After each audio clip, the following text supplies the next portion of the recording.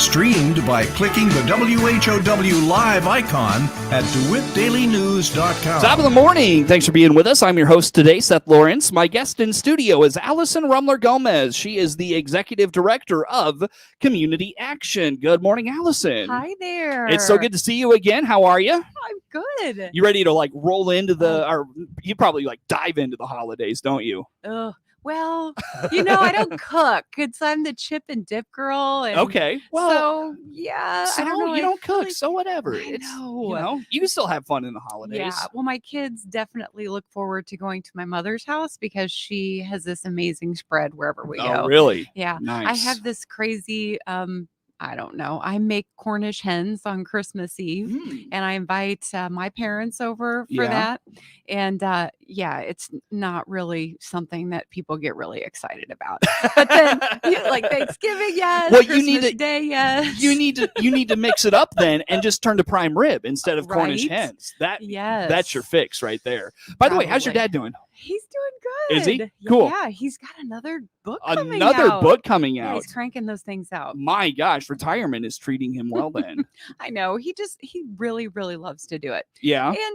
And he's good at for it. him. Yeah, it's good for him and cool. Makes my mom less crazy when he's distracted with something like that. So right. The challenge in retirement is keeping yourself busy, it sounds like. So he's found a way to do that. Yes. Awesome. Well, let's talk about grant writing, Alison. This is something you walked in and you were just gung-ho about this morning. What's going on in the grant writing world for you? Right. Well, we talked about this too. I'm just done talking COVID 24/7. Right. I feel like it's time for me and for the agency to really sort of push beyond it. We've got these deadlines looming, January 1st, and then court cases with stays. So we're in this funky space anyway. And we just decided we need to start getting back on the planning train. Let's really talk about how we can make a difference in the world. And that's funny. You were saying, to me off the air that, COVID is just eating up everything you're doing right now, and I've heard this not just from you. I was telling you, I hear this from the schools most often. It's like COVID is just eating into every aspect of their days. Yeah. They don't have time to focus on why they are there to educate kids. For you, it's, you don't have time to plan for why you're there to help the community, help people get out of poverty, especially in times like this where you're needed more than ever. Yeah. And we did, the workforce numbers just came out again recently, and we're at a 30-year low in terms of workforce participation. So, we've got roughly 60% of eligible employees who are able and capable of working out actually working. And it's frustrating, so at Community Action, our mantra has always been that living wage work is the best way to get out of poverty. And when you've got 40% of the population who's just thrown up their hands and said, I don't want to do it, that is the challenge. And that really was sort of the heartbeat of the grant that we're writing. Tell us about this grant. So when we originally approached the grant, it runs out of the Economic Development Administration. So it's very driven by workforce and economic development. But the economic development challenge was, how do you help vulnerable populations get and keep good jobs, right? I'm like, oh, that's for us. That's great. That's our bag. So we sort of honed in on justice impacted individuals or individuals that have struggled or are struggling with mental or behavioral health issues, right? Which is nearly everybody checking that box in COVID nation right now. So when we started building the program, we were really building it for this January deadline grant application. And as we started to build it out, I realized we already have a lot of these sectoral partners that are in place that are doing this great work. And we don't have a workforce network or a regional workforce system that is pulling all these things together so that we can make it work and make a difference. So through that grant application writing process, we've engaged people like Heartland Community College. We've engaged Chestnut Health Systems. We've engaged Memorial Hospital in Lincoln. We've engaged the WIOA, the Workforce Investment Board out of Springfield, that covers Logan and Menard for our service area. And I don't know. I guess I've always known that those resources were out there, but didn't realize how big of a gap was that nobody is really pulling these pieces together to help be the navigator for individuals who really don't know how to navigate that piece. So we do a great job of teaching people how to work their way through the welfare system, right? So click here, go here, check this box, redetermine, and we make that very, very easy, but we don't make it nearly as easy to help them get and acquire and stay in good jobs. Right. And the other thing that I recognize through this process, and I just went to a workforce investment board meeting last night in Springfield in a room of other professionals and hiring individuals, people that have a vested interest in having a great workforce. Yeah. And there is a broad recognition that employers have are needing to change the way they look at creating an organizational culture and a workforce structure that speaks to those individuals that want to return to the workforce. And the beauty of that is that they share a similar vision and passion that you do, I'm sure. So you're not in there, fighting ulterior fights, you know what I mean, or ulterior motives in that room. It is so interesting because there are employers who are like, a lot of the trade individuals are like, hey, we don't have a work from home option. Like you're going to need to come to work and actually do the plumbing. Yeah. You can't do that from home. The hammer, right? Yeah, exactly. And saying, well, how do we attract this workforce now, especially the younger generation, into some of these trades where they've almost grown up now in an environment where you can school from home, or you can pick your schedule, or we're leaning into this idea of more customized educational approaches. Well, as these folks are coming out of the educational system, figuring out how do you get them connected to the idea that, look, you really have to show up. Like somebody has to swing the hammer, and somebody has to climb on the roof, and somebody has to drive the bus or the truck. And I think that's a challenge that's not unique to COVID. Maybe COVID is kind of, pointing that out in a bigger way. But, I feel like especially the last, I don't know, maybe I've been out of high school almost 15 years. So maybe 10 years, like education has been, go to college, not necessarily learn a trade, and then find yourself in the workforce in an area that maybe has no demand for what you want to do. We're not teaching kids these skills and trades. And I think there's a shift happening now where we're like, okay, we got to get people into these jobs. You know what I mean? So for sure. Well, one of the things that they talked about, and we're bringing into the grant writing piece of this, is there is a kinship and a fellowship that goes into going to work, right? Like them or not like them, the folks that you work with do sort of become your work family, and you get to know them as well as your family, whether you like them or not. That's which exactly is right. Kind of like a family. Yeah. Yes. Your reaction, that was awesome. So talking about that, like there's value in the workplace that goes above and beyond pay, and that was one of the really interesting things that came out of last night's conversation that definitely will feed in to the grant writing process. Is money isn't the driver for a lot of folks anymore. It used to be that, well, if we pay $18 an hour, we're going to be able to get these people in the door. They said, the director there, the executive director, said, when I started this job a couple years ago, we were talking about $13 an hour for a CNA. She's like, we're upwards of $16, $17, $18 an hour for a CNA, and we still can't get them in through the door. Really? Yeah. It is a lot about culture. It is a lot about culture now. That's interesting. So you are now the third person to talk about culture in the workplace with me here. It is banging down our door. And I think that there are some employers that are still very much resisting that. They're like, look, I just need you to be there at 8:00, check out for lunch, and stay until 4:30, pay, clock for 8 hours and work for 8 hours. And that isn't something that our younger workforce, and even folks that are returning to the traditional workforce environment now that are a little bit older, like I'm going to say I'm pushing 50, and there are days where I like working in my jammies, at least the bottoms. Like So what about when you talk about culture, what does that look like then? I mean, because like you said, employers have this vision of show up at 8, you clock out at noon for your lunch, you get back at 1, you stay till 4:30, and you're off to do your thing, like, so what is the culture look like between those 7.5 hours or whatever it is? Yeah, I think it's flexibility. Okay. It's listening to your employees. It is providing reward systems, like something as simple as praise. We used to think that rewards came with bonuses, and now people are saying, I don't really care if I get a bonus. I would just like to have an extra day off. And I laugh about this because I'm like, how do you explain this to a kid? And have we ever experienced something like that? So I made my daughter watch the movie 9 to 5. I don't know if you remember. I've never seen that one. Oh no. my gosh. Okay. So Dolly Parton and her friend Jane Fonda and Lily Tomlin are women that somehow they trap their boss and they take over the workforce, because a lot of women in this time in the 80s were being introduced to the workforce in a different way, and they started making the walls pastel colors, and they let people bring their pictures up. Well, I look at that now, I'm like, well, yeah, I have your family pictures at your my desk. Family pictures at my desk, and they're troll dolls in some of the offices at our places, and that personalizes their workspace. Well, in the early 80s, especially women in the workforce, like that was not allowed. Yeah.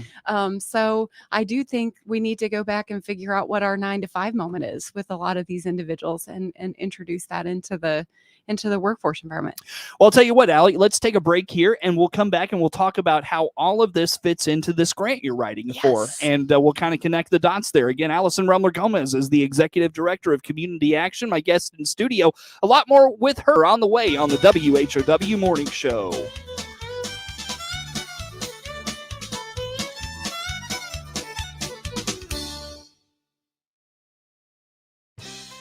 Dave Jackson here from your Clinton Save-A-Lot. We've dropped over 500 prices throughout the store. This is not a limited time event, but big savings every day. Find out how much you can save by clicking our icon at DeWittDailyNews.com. Peterson Insurance Services in Clinton is a 2014 Pekin Insurance Illinois Agency of the Year. Jay Peterson here from Peterson Insurance. Find out about Pekin's auto, home, or life insurance by clicking on our icon at DeWittDailyNews.com.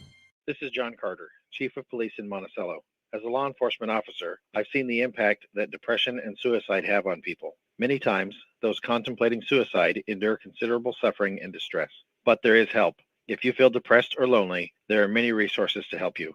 Call a trusted relative, friend, or minister, or call the Suicide Prevention Lifeline toll-free at 800-273-TALK. That's 800-273-TALK. All of us are here to help.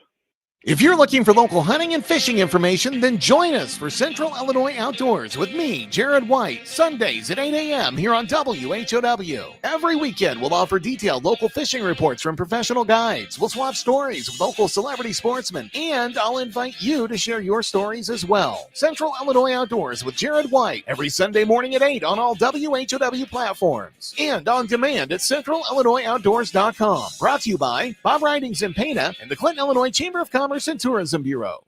Early morning, man's best friend, your secret spot, everything you need to bank your limit and the farm.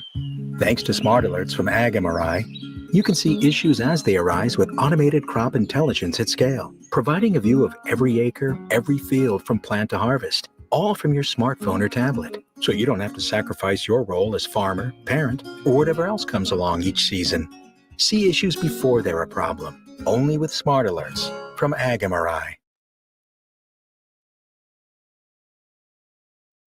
You're listening to The Morning Show, streamed by clicking the WHOW live icon at DeWittDailyNews.com. Once again, a good morning. Thanks for being with us. I'm your host today, Seth Lawrence, and my guest in studio is Alison Rumler-Gomez, Executive Director of Community Action. And Alison, we were talking a little bit about this grant that you had, and we got off on the topic of, workforce or work environment and work place culture. Yeah. Connect where that kind of fits in with this grant that you're writing for. Yes, I got off track. We usually do, and so and sorry. But this isn't on you. This is on me. Normally, I don't circle back and connect the dots. So today we're going to actually do that. We're going to circle back and connect the dots. So let's do that here. So the grant is actually a a two-part grant. There's a sectoral partnership arrangement with the lead organization, which is us, Community Action Partnership of Central Illinois. And that sectoral partnership for the social supports really provides different services to individuals that enter the program that are the development of social supports that usually turn out to be barriers for individuals to get jobs and keep jobs. So mental and behavioral health support, whether that's substance abuse or just life skills training, transportation support, helping people figure out what does transportation look like for me in order to get and keep this job, childcare if they've got children, can they connect with Head Start? Do they need aftercare? What does that look like? How do we help that form?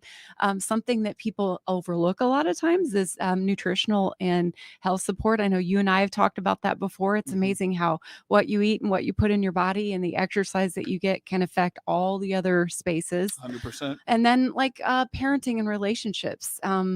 When you're justice impacted, when you've got mental or behavioral health issues, you tend to isolate and withdraw from family partnerships, and we try to reinstitute that.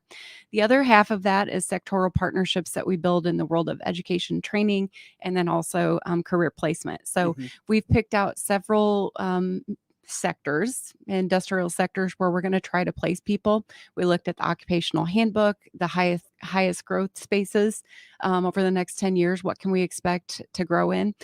IT from a business perspective, because so many people are making that movement to working from home. And a lot of our bigger organizations and individuals just aren't staffed to deal with the complications that come with working from home and new technology. IT manufacturing, healthcare is always up there in hospitality. So really connecting and getting some advocates in those workforce spaces so that we as the lead organization can serve as that workforce component to really pull all those pieces together, connecting people with jobs. Well, and I'm sitting here thinking about how, all these things are great. I'm not trying to dismiss that or minimize that, but it's like you're trying to eat an elephant all in one bite. There's so much moving. I love elephant. Well, wait, really? Who's ever had elephant? But no, it's like there's just a lot to take in and do with this. Is it too much, I guess? Well, I think it would be too much if I was trying to eat the elephant by myself. So as we mentioned earlier in the segment, it does rely on us having these great partners that already know their space and are doing a good job. But nobody is really pulling them together to serve as that sort of air traffic control for the individuals that are trying to put those pieces together. So with this, what we're going to try to do is service a total of 40 over the course of a year. 20 of those individuals will be residential. So we haven't even talked about that. Try to get either a tiny house community set up on our property or another small 10 to 15 unit facility so that some of these folks have a place to start off in terms of transitional housing so that we can move them back in and assimilate them. And then we'll have a 20 or so commuter population.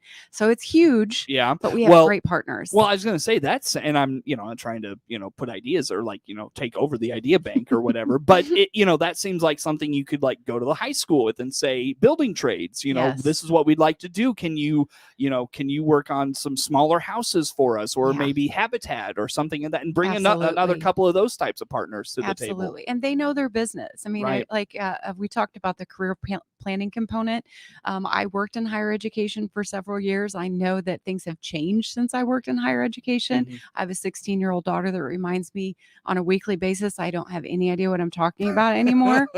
But there are people out there that are doing this and doing it successfully, planning whether that's blue collar or white collar trades to say, hey, here's the path, here's the pathway. Let me get you hooked up with that. I don't know that, but Heartland Community College does know that. Christy Powell at Heartland Community College knows that. So engaging them and making sure that we have that tight network of people woven together, I think is the key to this one. Very good. 2.5 minutes. Did we miss anything in this grant that you want to put out there? Is it really a competitive grant? And when do you find out on some of these? Competitive. Yeah, so, talk about that. There's 6 different grants or challenges that were available. The last one just closed, and that challenge had 529 applications for a nationally competitive grant. And I think this one will be similar. Oh wow! So upwards of 500 applicants. But I think we're gonna put a strong one out there. Good, very good. Any other other grants in the works that you're kind of putting out there? Anything like that? Yeah, so we have these great partners always with Eaton, with United Way, with some of the Alice organization that's associated with United Way, and those are constantly flowing. I know Brian Titus, our agency development director, has been here several times, and she is busy writing right now. Wow, busy time for her, I'm sure. So about a minute here, Allison.